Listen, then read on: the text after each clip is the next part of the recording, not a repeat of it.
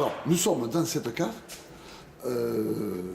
Et cette cave, donc, tu dis, n'a pas été construite, elle existait? Exactement. Pas en tant que cave, mais en tant que réserve d'eau du moulin gallo-romain qui donc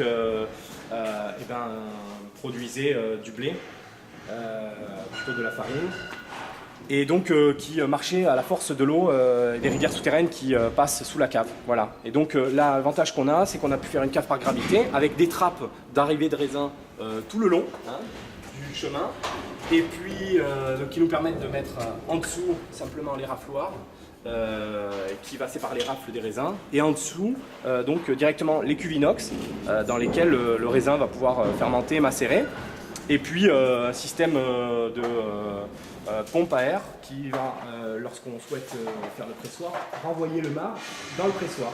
Voilà. D'accord. Vous vinifiez combien d'hectares? Totalité aujourd'hui d'Omasgasak, c'est 50 hectares. 70%, 65% c'est du rouge. Ce qui correspond entre 100 000, 120 000, 130 000 bouteilles de rouge. Le blanc, c'est entre 50 et 60 000. Et le rosé frisant, c'est 20 000 bouteilles. Voilà.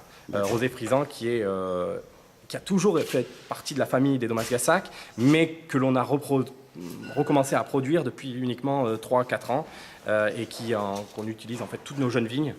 C'est une saignée un peu dans l'esprit des vins italiens, des Spumante, et voilà, qui est par contre là travaillée uniquement au niveau de la saignée, puisqu'après la méthode Charma est faite sur un autre site.